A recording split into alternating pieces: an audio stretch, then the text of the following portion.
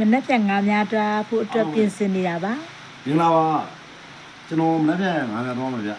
ကျွန်တော်ကအေဘာစနေနေဦးနေစဉ်ငါးများသွားဖြစ်တယ်ဒီမှာကျွန်တော်ဒီနေ့ဘောနော်ငလာဦးနဲ့စားနယ်လေးကျွန်တော်ဝယ်ထားပါတယ်9500ပြည့်ရ9500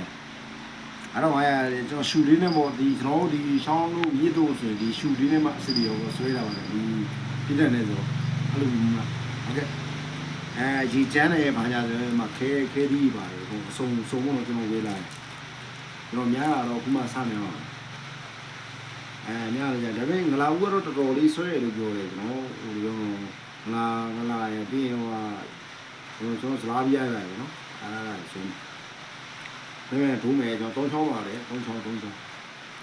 ပြောတယ်ဒီမှာကျွန်တော်ကိုယ်တိုင်ကိုလုပ်ထားတဲ့ຢာလေးပေါ့နော်ဟောဒီလိုမျိုးကဒီငါးဘက်ကထဲတဲ့အိတ်လေးကျွတ်စလေးနဲ့ကျွတ်အိတ်လေးပေါ့နော်ကျွန်တော်ဖြီးပြလို့ရတာကျွန်တော်ဖြီးပြနော်ဟုတ်ပြီကျွန်တော်လုပ်နေကြလေချူလိုက်ဟုတ်ပြီဒါကျွန်တော်ကျွတ်စနဲ့လုပ်တာကျွတ်စနဲ့လုပ်တယ်တုံးတယ်ကျွန်တော်ဝါနာရမ်းကြီးရလေကျွန်တော်ဝါနာရမ်းကြီးတော့အဲ့လိုပဲတော်များတဲ့ကလာဦးနဲ့ခါလေးမကြိုက်ဘူးဆိုရင်ကျွန်တော်ဘယ်လိုပြော